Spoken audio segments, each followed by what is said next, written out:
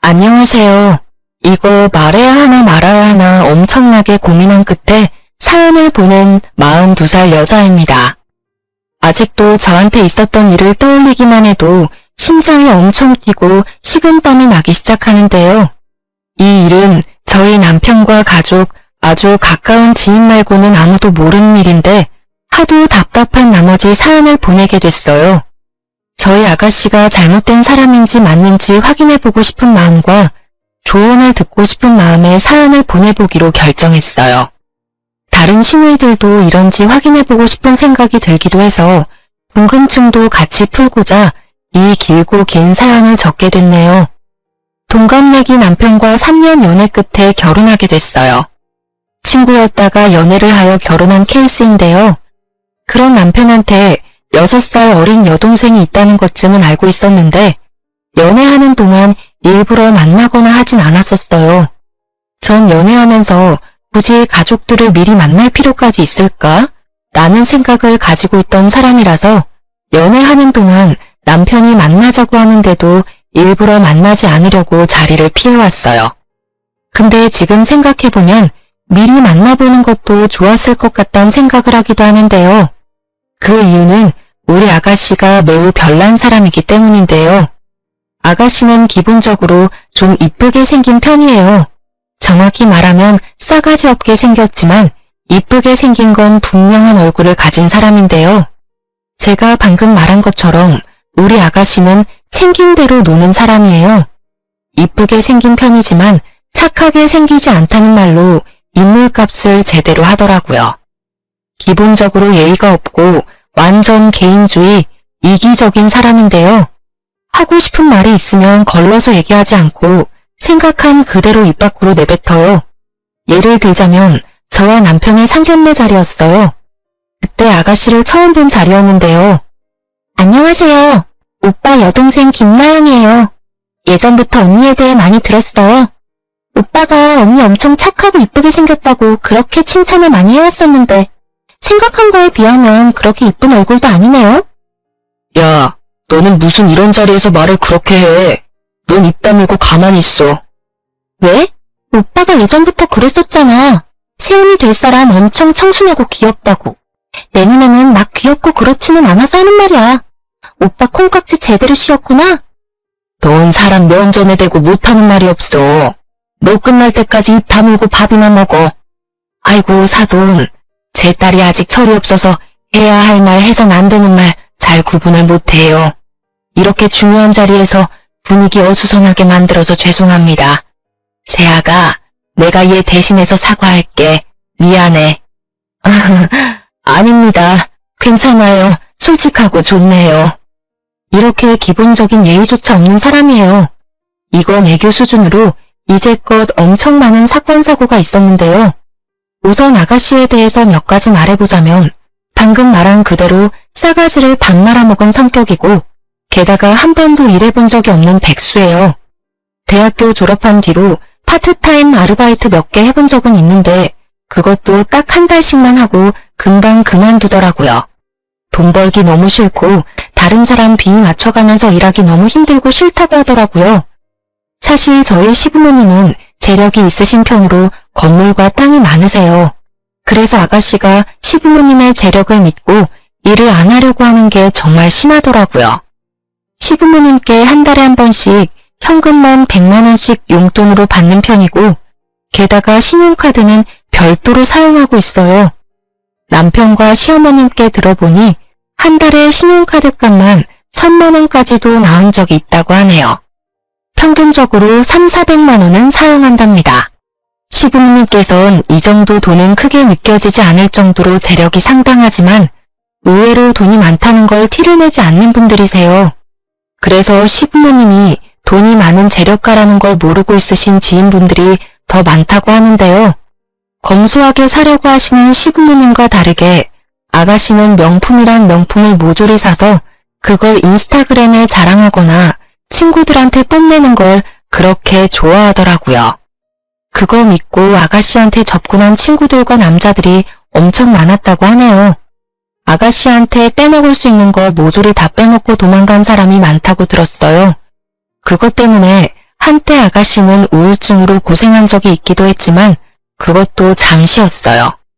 다시 우울증을 극복하고 이것저것 사치를 부리기 시작하더라고요.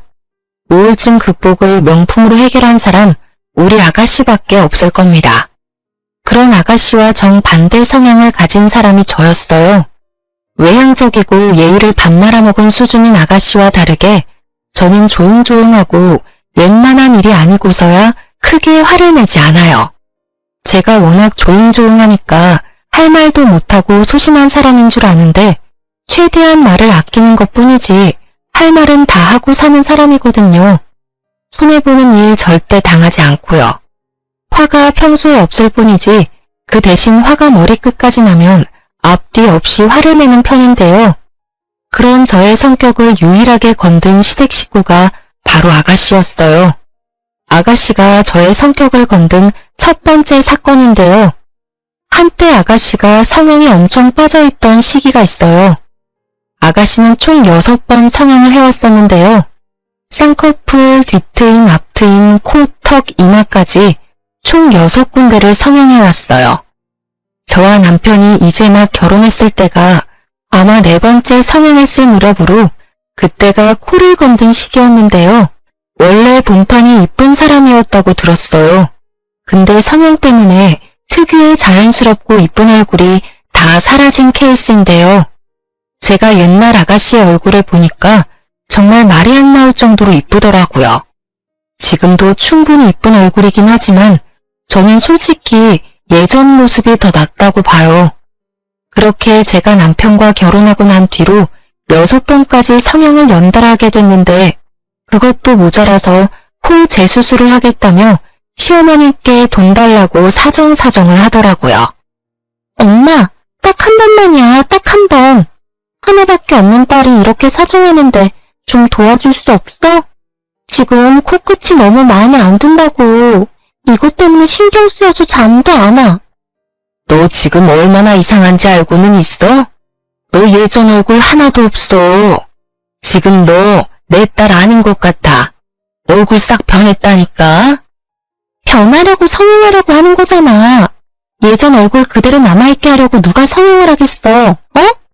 이제 마지막이야, 마지막. 부탁할게. 절대 안 돼. 너 얼굴에만 2천만 원 가까이 들어갔어. 그것도 내 돈으로만. 너희 아빠 또 너 성형수술 시켜줬다는 거 알게 되면 이제 엄마도 가만히 안 둔대. 그러니까 이제 엄마한테 성형비 달라는 소리 절대 하지 마. 이제까지 시어머님이 아가씨 성형 비용만 2천만 원 가까이 지원해줬다고 하더라고요. 아버님은 끝까지 성형하지 말라고 반대했었는데 그런 아버님의 말을 무시하고 본인 고집대로 성형한 결과 아버지한테 제대로 혼냈다고 들었어요. 약 3개월 동안 용돈이 끊기고 한 달 동안 외출금지까지 당했었는데요. 근데 그것도 금방 까먹은 건지 이번에 또 성형하고 싶다고 시어머님께 엄청 징징거렸었네요. 아버님께서 아가씨 한 번만 더 성형시켜주면 어머님 카드까지 압수한다고 으름장을 놓으신 상태라 어머님도 아가씨의 성형을 끝까지 반대하시더라고요. 아가씨는 7살 어린애가 된 것처럼 울기도 엄청 많이 울었는데요. 그런 아가씨가 어느 날 갑자기 저한테 찾아온 적이 있었어요. 말도 없이 집까지 찾아왔길래 무슨 일인가 싶었어요. 원래 저한테 연락도 없이 찾아오거나 그런 적이 단 한 번도 없었거든요. 그 정도로 친하지 않기 때문인데요. 그런 갑작스러운 아가씨의 내방에 놀란 저는 급하게 시원한 커피 한 잔과 과일을 대접했어요. 아가씨, 연락도 없이 갑자기 어쩐 일로? 왜요? 전 연락도 없이 찾아오면 안 돼요? 그게 아니라 이제껏 이렇게 갑자기 찾아온 적이 없었으니까 하는 말이죠. 됐고, 저 언니한테 할 말 있어서 왔어요. 언니도 알죠? 우리 엄마도 이제 나 성형 안 시켜주는 거. 원래 엄마가 모두 지원해주던 부분인데 아빠 때문에 엄마도 이제 성형 안 시켜주더라고요. 딱 마지막으로 코 재수술 하고 싶은데 하필 이때 아빠가 엄마한테 겁주는 바람에. 언니가 이번에 제 성형 비용 좀 보태줄 수 있어요? 이런 일이 혹시 있을까봐 돈 조금 모아둔 게 있어요. 근데 돈이 좀 모자란 것 같은데 언니 조금만 도와줄 수 없을까 해서요. 아니요. 미안하지만 전혀 해줄 생각 없어요. 어머님도 안 해주겠다는 거 왜 제가 해드려야 해요? 언니 모아둔 돈 좀 있는 걸로 알고 있는데요. 그거 계속 갖고만 있으면 뭐 할 건데요? 쓰라고 있는 돈 저한테 빌려준다 생각하고 주면 안 돼요? 모아둔 돈이 있어도 그거 다 내가 쓰려고 모은 돈이지 아가씨한테 주려고 모아둔 돈이 아니잖아요. 그걸 왜 아가씨가 달라고 말해요? 무슨 자격으로? 그리고 아가씨 태도가 참 웃기네요. 따지고 보면 돈 빌려달라고 말하러 온 사람이면 예의 좀 갖추고 빌려달라고 말해야 하는 게 맞지 않나? 아무리 내가 아가씨 가족이라고 해도 그렇지 어떻게 이런 식으로 돈 달라고 말할 수가 있어요. 와, 지금 돈 좀 있다고 유세 떠는 거예요? 시부모님 못지않게 제 친정도 어느 정도 부유한 편에 속하거든요. 그리고 친정과 별개로 제가 돈을 잘 버는 직업을 가지고 있기 때문에 다른 친구들에 비해서 월급을 많이 받는 편이에요. 그걸 알고 있던 아가씨는 그걸 믿고 저한테 찾아온 것 같더라고요. 남편한테 부탁할 수 있지만 분명 시부모님 귀에 들어갈 게 뻔하니까 저한테 이렇게 찾아온 것 같은데 전 아가씨에게 돈 빌려줄 생각이 전혀 없었어요. 평소에 저한테 살갑고 잘해주기만 했더라면 저는 충분히 아가씨한테 잘했었겠죠. 근데 아가씨는 저한테 잘해준 게 전혀 없고 오히려 예의 없게 대해온 적이 많기 때문에 그런 아가씨에게 단돈 10원이라도 주고 싶은 마음이 없었어요. 유세라니요? 제 돈을 그냥 아가씨한테 안 준다는 말을 했을 뿐이에요. 어머님, 아버님이 하지 말라는 건 다 이유가 있어서 하지 말라고 하신 건데 끝까지 해야겠어요? 돈 안 줄 거면 그런 말도 하지 마세요. 참, 돈 안 주실 거면 카드라도 주세요. 할부로 해서 매달 갚을게요. 전 절대 안 빌려줄 거니까 그만하세요. 더 이상 아가씨랑 입씨름하고 싶지 않아요. 좀 빌려줘요. 언니 돈 많잖아요. 일도 꾸준히 하는 사람이 그깟 돈 몇 푼이 뭐라고 왜 안 빌려주는 거예요?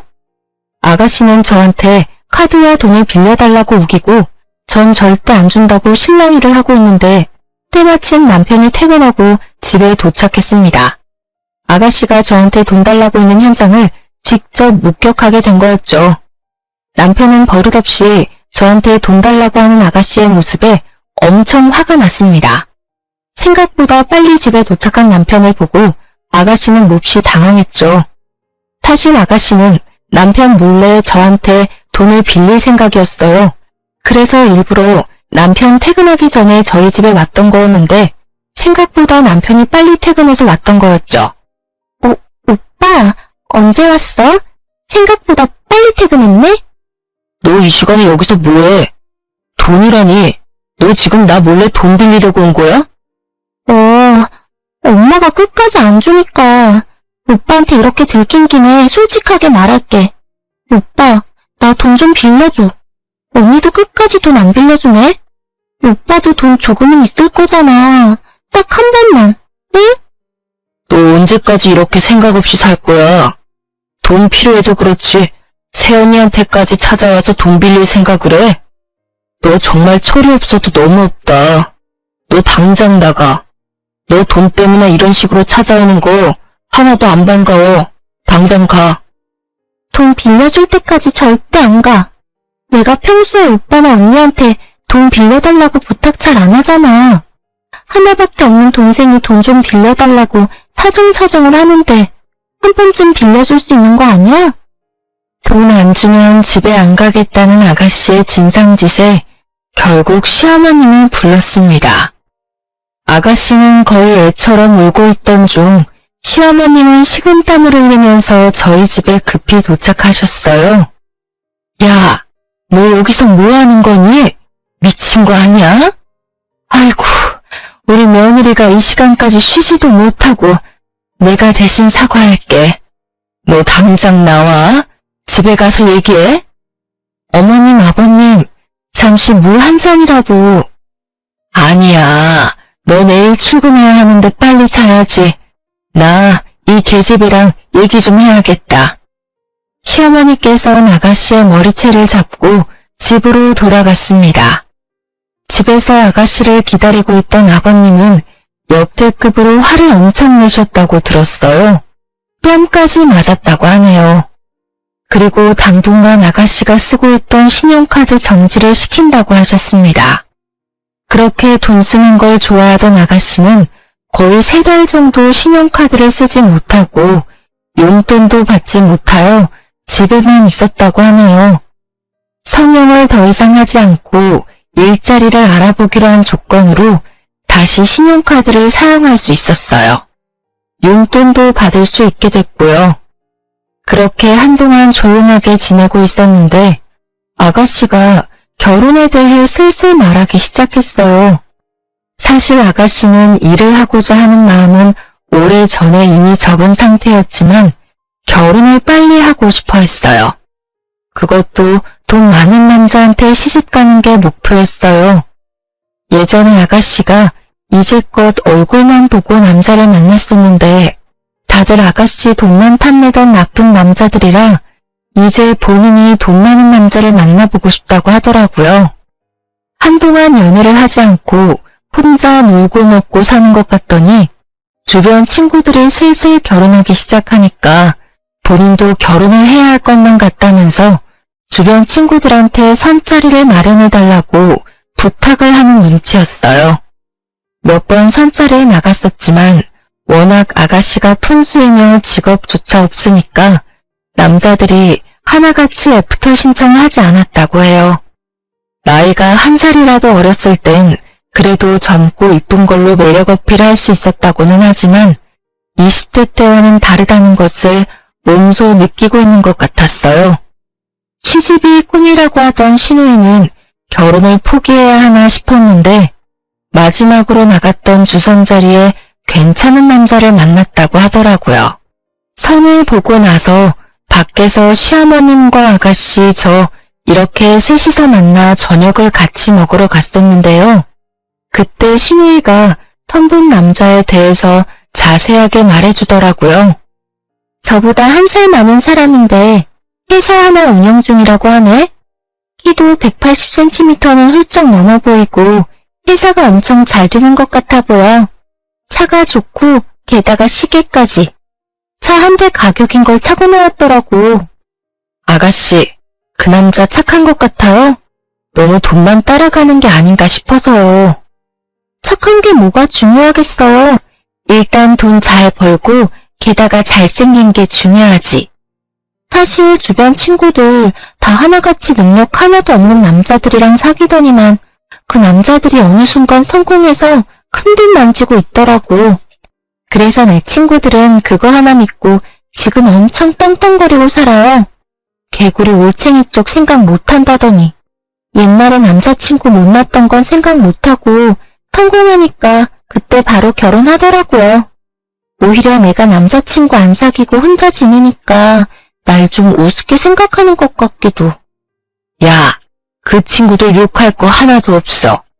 지금 남편들이 아무리 못났어도 사람 함부로 안 버리고 끝까지 옆에서 자리 지키고 있었던 거잖아. 당연히 성공하면 결혼하는 게 당연한 거고. 너는 그런 애들이랑 다르게 남자 얼굴만 보고 사귀느라 이제껏 엄마랑 아빠가 힘들게 번 돈 다 남자한테 뜯기기나 하고. 너나 잘해 너나. 오늘 선본 남자가 아무리 사업가라고 해도 너무 믿지 마. 사람 한 번 보고 너무 믿는 거 아니야. 어머님 말씀이 맞았어요. 사실 아가씨는 남자 보는 눈이 하나도 없거든요. 선본 남자가 잘생기고 돈 많은 청년 사업가라고는 하지만 딱 한 번만 보고는 전부는 알 수 없는 거잖아요. 너무 믿지 말고 몇 번 더 만나보고 이 사람 괜찮다 싶을 때 연애하든 결혼하든 알아서 하라고 했더니 그런 어머님과 저의 말을 무시하고 벌써부터 결혼할 생각을 하더라고요. 남자 쪽에서도 아가씨가 마음에 들었는지 연애하자는 말을 하지 않고 결혼하자는 말을 은근슬쩍 했다고 했다네요. 그 말을 듣자 어머님은 좀 걱정이 됐지만 그래도 이렇게 보잘것없는 딸과 결혼해주겠다는 남자가 있을 때 어서 시집 보내야 되겠다는 생각을 하셨어요. 근데 아가씨가 결혼에 대한 생각이 강해질 때쯤 슬슬 돈에 대해 걱정을 하기 시작했어요.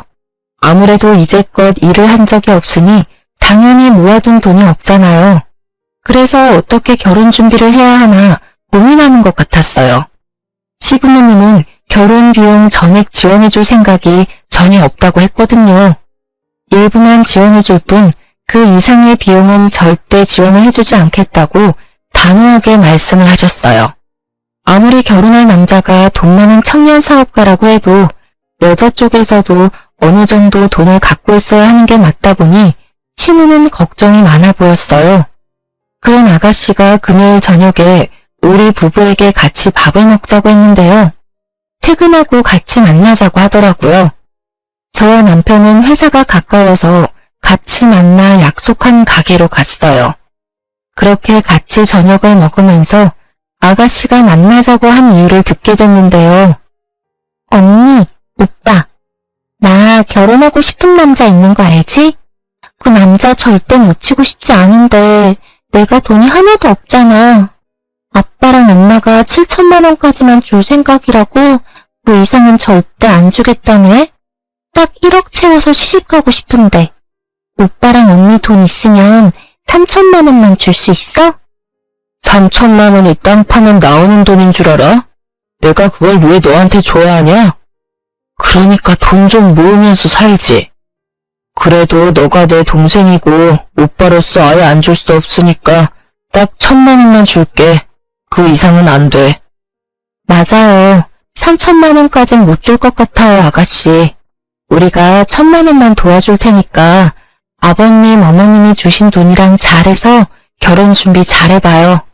그럼 8천만 원밖에 없는 건데 그걸로 어떻게 결혼 준비를 하라는 거예요? 남자 쪽에서 이것저것 많이 해줄 것 같은데 요즘 집값이 얼마나 비싼 줄은 알고 있어요? 그걸 왜 저희한테 따져요? 그럼 이래서 돈 모아두지 그러셨어요. 이제까지 놀기만 해놓고 왜 우리한테 돈 안 주냐고 징징거리면 어쩌자는 건데요. 우리는 뭐 돈을 편하게 버는 줄 알아요? 오빠랑 언니 결혼할 때 엄마 아빠한테 지원 받은 거 많았을 거잖아요. 우리 양가 부모님한테 지원 전혀 안 받았어요. 우리 부부가 이제껏 벌어놓은 돈으로 시작했고 지금 살고 있는 신축 34평 아파트도 열심히 돈 모은 덕분에 들어갈 수 있었고요. 우리가 다니고 있는 대기업 회사, 집 이런 거 운이 좋아서 이룬 게 단 하나도 없었어요. 우리가 서로 노력해서 이룬 결과라고요. 근데 아가씨는 모든 걸 다 편하게 얻고 싶은 거잖아요.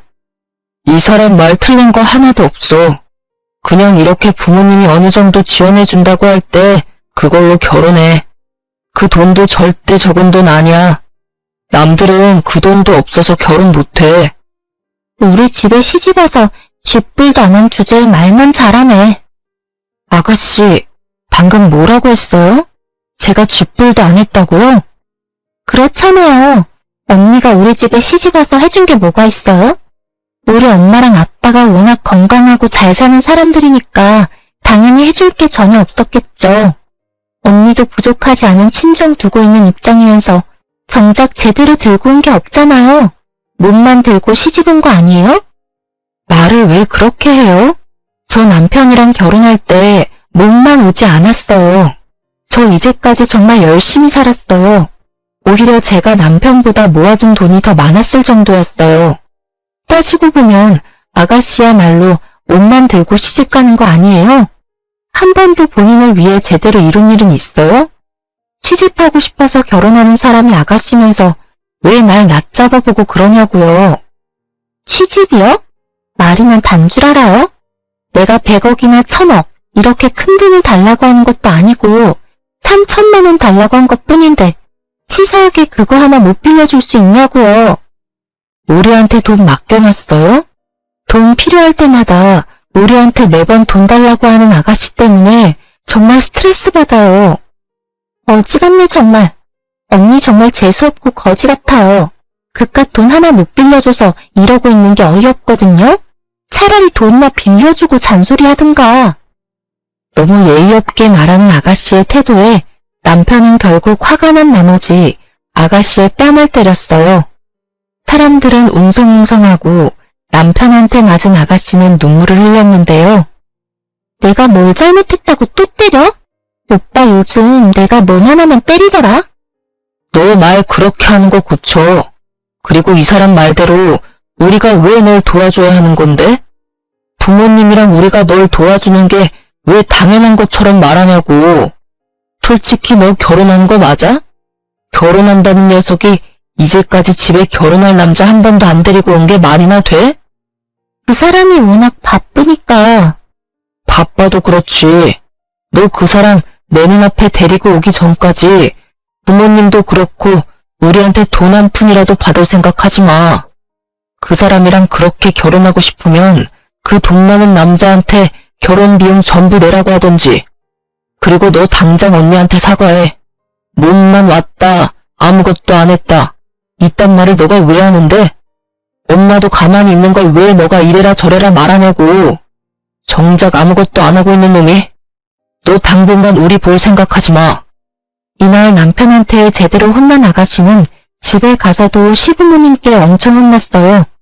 아가씨를 집으로 데려다 줄 겸 시부모님한테 이날 있었던 일을 모두 말하기 위해 아가씨를 데리고 시부모님 댁으로 바로 갔었는데요. 시부모님은 이날 있었던 일에 대해 전부 들은 순간 화가 엄청 나셨어요. 야, 너가 뭔데 오빠네한테 돈을 달라고 뻔뻔하게 요구를 할 수가 있어. 우리가 7천만 원 주는 것도 모자라다고 했다며? 이게 정말 정신이 어떻게 된 거야? 너 게다가 새언니한테 몸만 왔다는 둥, 거지 같다는 둥, 그런 말 정말 했어? 솔직히 이해가 안 가. 시동생한테 돈 주는 게 그렇게 아깝나? 엄마도 그래. 하나밖에 없는 딸이 시집 간다는데 고작 7천만 원밖에 안 줘? 너가 뭔데? 이제까지 엄마 아빠 돈만 축 내던 년이 7천만 원 받는 것도 감사하게 생각해야지. 지금 너가 더 거지 같아. 오빠는 장가 갈 때 우리 돈 하나도 안 가져갔어. 그리고 너가 몰라서 하는 말 같은데 너 새언니는 우리 집에 시집 올 때 나한테 명품 가방이며 용돈 쓰라고 2천만 원까지 줬던 사람이야. 절대 몸만 온 사람이 아니라고.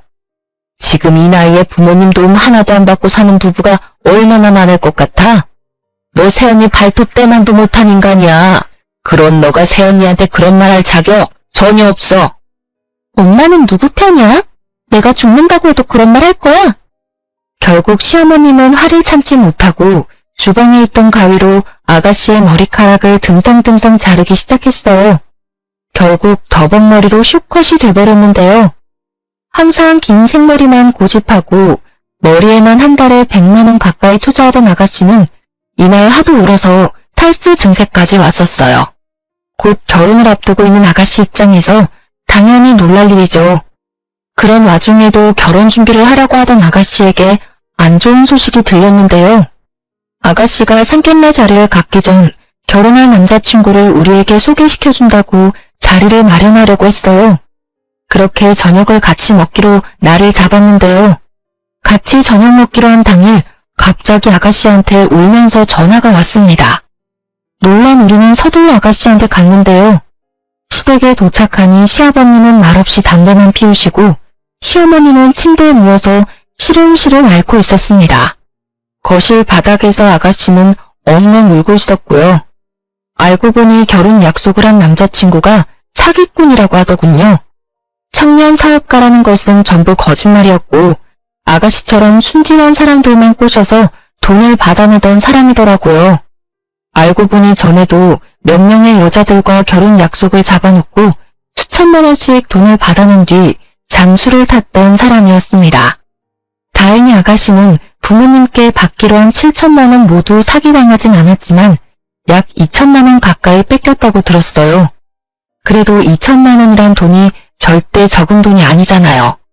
시부모님은 끝까지 속만 썩이는 아가씨 때문에 많이 지친 상태였어요. 아가씨는 결혼 사건 이후 한동안 쥐 죽은 듯이 지내는 듯 했어요. 시부모님도 화병까지 찾아올 정도로 많이 스트레스를 받아 했지만 좀 진정된 느낌이 들었어요. 이 시기에 전 임신하게 됐어요. 저희 부부가 아이를 너무 좋아하는데 결혼한 지 꽤 됐는데도 아이가 잘 생기지 않아서 그게 참 걱정이었는데요. 한동안 이런저런 일이 많았었기에 우리 부부도 그렇고 시부모님도 많이 지치고 우울했었는데 제가 임신을 한 덕분에 집안 분위기가 180도 확 달라졌어요. 시부모님은 제가 임신했다는 소식을 듣자마자 정말 행복해 하셨어요. 시어머님은 눈물까지 흘리면서 절 꼭 안아주시기까지 했는데요. 아이 하나로 이렇게 가족 전부 다 행복해하는 모습을 보니 제가 다 기분이 좋았어요. 근데 정작 아가씨는 엄청 좋아하지 않았어요. 오히려 제가 임신한 게 반갑지 않은 눈치였는데요. 제가 임신한 순간부터 시어머님께서 산모와 아이에게 좋은 음식부터 영양제까지 한가득 챙겨주셨는데요. 아무래도 첫 손자이기도 하고 제가 워낙 아이 갖기 힘든 몸을 가진 상태에서 아이가 생긴 거라 산모부터 건강해야 아이가 건강한 거라고 엄청 잘 챙겨주셨어요. 근데 시누이는 온 가족이 저한테만 관심이 집중되는 게 싫었었나 봐요. 질투가 심해지더라고요. 우리 며느리 갈비찜 좋아하지? 이거 내가 직접 재료 하나하나 다 사서 만든 거니까 안심하고 먹어도 좋아. 이럴 때 엄마가 많이 먹어야지 뱃속에 있는 아기도 무럭무럭 자라는 법이야. 잘 먹겠습니다. 제가 임신하는 바람에 어머님이 고생 많이 하고 계시네요. 죄송해요. 제가 빨리 아기 낳고 집안일 자주 도와드릴게요. 너가 건강한 아이 낳아주는 것만으로도 그게 나한테 효도야, 효도. 너랑 아이만 건강하면 그걸로 됐어. 응? 고작 임신한 걸로 엄청 유세떠네. 임신한 게 우리 집안의 자랑이야. 너는 제발 그 입 다물고 조용히 있어. 가족들 있는 앞에서 사소한 일조차 질투할 정도였는데요. 내가 먹고 있는 음식이 있으면 그걸 모두 뺏어가서 본인이 먹던가 시부모님께서 주신 용돈을 몰래 훔쳐간 적이 있을 정도였어요. 아가씨의 질투가 점점 심해지던 와중에 제가 유산까지 할 뻔한 적이 있었는데요. 저와 시부모님 아가씨 이렇게 주말에 만나 동네 공원 산책을 한 적이 있었어요. 임신할 때 가벼운 산책 정도 해주는 게 좋다고 들어서 주말마다 시어머니께서 집에서 쉬고 있는 절 데리고 여기저기 자주 드라이브 시켜주거나 동네 산책 정도 같이 해주시는 편인데요. 이번엔 아가씨도 같이 가겠다고 해서 따라왔더라고요. 날도 좋아서 천천히 산책하고 있었는데 아가씨와 어머니께서 목이 마르다고 하더라고요. 시어머니께서 공원 계단에 잠깐 앉아있으면 카페에서 음료 몇 개 사온다고 하시더라고요. 그래서 아가씨와 전 계단에 앉아서 어머님을 기다리기도 했는데요. 아가씨, 여기 뷰 엄청 좋지 않아요? 사진 찍기 좋을 정도예요. 그렇네요. 언니 여기 앞에 서볼래요? 그럼 제가 사진 찍어줄게요. 하늘이 맑고 공원 뷰가 너무 좋았었기에 아가씨가 공원을 배경 삼아서 사진을 찍어주겠다고 했어요. 그렇게 전 사진 찍기 위해 자리를 잡으려고 하던 찰나에 아가씨가 계단에서 절 밀치더라고요. 너무 놀란 저는 허우적거리다가 다행히 계단 난간 손잡이를 잡았어요. 뒤에서 밀친 아가씨 때문에 저는 발목에 접질리게 되고 계단에서 뒹굴 뻔했는데요. 다행히 발목만 접질렸고 다른 곳은 크게 다치지 않았어요. 자칫 제가 계단에서 굴렀더라면 아이를 잃게 될 수 있었어요. 저는 결국 자리에 주저앉아 놀란 나머지 엉엉 울게 됐습니다. 아주 서럽게요. 언니 표정 좀 봐. 언니 정말 놀랬나 보네요.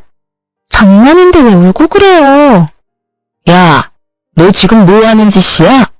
어머어머, 우리 새아가 괜찮아? 다친 곳이라도 있니? 저 멀리서 지켜보고 있던 어머님께선 소리를 지르며 저한테 달려오셨어요. 일단 제가 괜찮은지 상태부터 확인하시더라고요. 전 그런 어머님을 보자마자 눈물이 더 나왔습니다. 절 안아주셨고 다독여주시더라고요. 눈치 없는 아가씨는 그저 깔깔깔 웃고만 있더군요. 시어머님은 화낼 대로 화가 난 상태였어요. 그 자리에서 아가씨 뺨을 연속으로 3대나 때리셨어요. 너 지금 이게 뭐 하는 짓이야? 너 때문에 은지 다칠 뻔했잖아. 장난이야. 장난 좀 친 걸로 왜 날 때려? 내가 뭘 그렇게 잘못했다고. 아주 유난이야. 새언니 너 때문에 크게 다칠 뻔했어. 너 이거 살인미수야, 살인미수. 가뜩이나 배 나온 상태인데 너 때문에 아이 잘못되기라도 하면 가만 안 둬? 아가씨를 공원에 혼자 두고 어머님은 절 데리고 응급실에 같이 가주셨어요. 다행히 아이와 전 크게 다친 곳이 없었어요. 발목만 놀란 거였고 뼈가 부러진 정도는 아니었어요. 아무런 이상이 없다는 말에 얼마나 다행이던지 응급실에서 시댁으로 바로 가게 됐어요. 연락을 받게 된 남편과 시아버님은 절 엄청 기다린 상태였더라고요. 아가씨도 저희가 집에 도착할 때 맞춰서 집에 들어왔더라고요. 아가씨가 저한테 했던 행동에 대해 알게 된 시아버님은 그 자리에서 아가씨를 향해 회초리를 들었습니다. 이씨, 아니 왜 나한테만 그래? 맨날 언니만 이뻐하고 난 사람 취급도 안 하고. 난 여기서 완전 왕따잖아, 왕따. 너가 애야? 질투 좀 난다고 임신한 사람을 밀쳐? 너 때문에 내 손자 잃을 뻔했어. 너 이제 꼴도 보기 싫으니까 당장 나가. 엄마랑 아빠는 나보다 며느리랑 손자가 그렇게 좋아? 어? 내가 뭐만 하면 안 돼, 싫어. 이런 말만 하고 며느리는 우쭈쭈나 하고. 나 정말 억울해서 못 살아. 그 입 닥쳐. 너 때문에 내 아이 죽을 뻔했어. 절대 용서 못해. 알겠어? 한마디만 더 하면 너 경찰서에 넘길 거야. 이날 남편과 시부모님은 상상 이상으로 많이 화가 난 상태였어요. 그 자리에서 신우의 신용카드부터 명품 가방, 신발 등등 모조리 뺏었어요. 게다가 지갑에 있던 돈까지 모두 다요. 아가씨는 신용카드와 돈 모두 뺏기니 그제야 상황 판단이 됐는지 잘못했다고 싹싹 빌더라고요. 내가 잘못했어. 내가 앞으로 조용히 입 다물고 살게. 그러니까 제발 카드만이라도 돌려줘. 어? 너 이제 앞으로 내 자식 아니야. 돈밖에 모르고 이기적인 자식 새끼 이제 없다고 생각하는 게 마음 편해. 엄마, 아빠, 나 딱 한 번만 용서해줘. 나 이거 없이는 아무것도 못해. 제발 사람 한 명 살린다 생각하고 돌려줘. 어머님한테 따로 들은 사실 하나가 있어요. 그건 아가씨의 남자친구 이야기였는데요. 저한테 그런 몰상식한 행동을 하기 전부터 아가씨가 한 남자를 만나고 있었다고 하네요. 예전에 사기꾼 한 명 만난 뒤로 남자 안 만날 것처럼 살더니 언제부터 돈 씀씀이가 다시 커졌다고 해요. 한동안 집에만 있는 것 같더니 일주일에 6일을 밖에서 생활하는 것 같길래 시부모님 입장에서 좀 이상하다고 느꼈다네요. 신용카드 값만 500만 원 이상씩 몇 달을 그렇게 썼다고 해요. 한 번만 더 이렇게 쓰면 신용카드 정지시킨다고 경고까지 했었는데 계속 그렇게 써왔다고 해요. 알고 보니 아가씨가 만나고 있던 남자가 노래방에서 선수로 일하고 있었다고 해요. 우연히 친구들과 노래방에 갔었다가 거기서 남자친구를 만났다네요. 그 이후로 남자친구한테 이것저것 선물 주고 돈 주고 하느라 돈이며 카드며 펑펑 썼다고 합니다. 이 일로 시부모님께서 아가씨를 두고 보고 있었는데 때마침 저한테 그런 몰상식한 일까지 저지르게 됐고 결국 아가씨를 자식으로 생각 안 하기로 결정했어요. 그날 신우이는 입고 있던 옷까지 까발려진 상태로 집에 내쫓겼어요. 속으로 이러다가 말겠지 싶었는데 시부모님의 마음은 변하지 않았어요. 얼마나 아가씨 때문에 마음고생을 했으면 다 큰 딸내미를 땡전 한 푼 없이 밖으로 내보낼까 싶더라고요. 그렇지만 그런 아가씨를 보니 속이 다 시원해지더라고요. 제가 이제까지 당한 일들을 보상받는 기분이 들기도 했었고요. 이 사건 이후로 한동안 신우의 행방에 대해 모르고 지내고 있었는데요. 저희 시부모님과 남편, 저 이렇게 다 같이 밥 먹고 있는데 갑자기 아가씨가 찾아왔어요. 그 이유는 임신 때문이었어요. 엄마, 아빠, 잘 지냈어? 너 여기가 어디라고 찾아와? 당장 안 가? 엄마, 나 한 번만 살려줘. 나 지금 임신이래. 눈앞이 깜깜해. 나 정말 힘들어서 죽을 지경이야. 그 더러운 자식 아이라도 가진 거야? 넌 여전히 제대로 사는 법이 없구나. 이제 정신 차리고 살겠다며. 근데 아직도 정신 못 차리고 그렇게 살고 있던 거였어? 넌 역시 안 되겠다. 나 너가 임신을 했든 죽을 것 같든 이제 전혀 신경 안 쓰고 살련다. 나 돈이라도 빌려줘, 그럼. 나 앞으로 이 아이 혼자 키워야 할 것 같아. 근데 이 몸으로 일하기 너무 힘들어. 거지 같은 자식. 일도 제대로 못하고 아직도 돈이나 축내다니. 그건 너가 알아서 할 일이잖아. 넌 이제 내 자식 아닌데 내가 너한테 돈을 왜 주니? 앞으로 우리 집 근처에도 얼쩡거리지 마. 너가 죽는다고 해도 장례식 절대 안 가. 어머님은 집에 있는 소금을 아가씨한테 뿌리면서 내쫓았어요. 이날 이후 아가씨에 대해 몇 가지 알게 됐어요. 어머님께 들은 대로 선수로 일한 남자와 작은 월세방에서 살고 있었다고 해요. 근데 그 남자의 아이를 임신한 순간 그 남자는 바로 도망갔다고 하네요. 게다가 월세방 보증금까지 갖고 가서 아가씨는 돈이 정말 땡전 한 푼 없어요. 그래서 한동안 궁핍하게 생활하다가 도저히 안 되겠는지 미혼모 센터를 알아보고 있다고 들었어요. 그리고 임신하면 기형아 검사를 받거든요. 그 검사 결과 아가씨의 아이가 기형아로 태어날 가능성이 있다고 해요. 그래서 그 일로 스트레스가 이만저만 아니라네요. 하지만 저와 관련 없는 일이다 보니 제가 직접 나서서 도와주거나 한 건 없어요.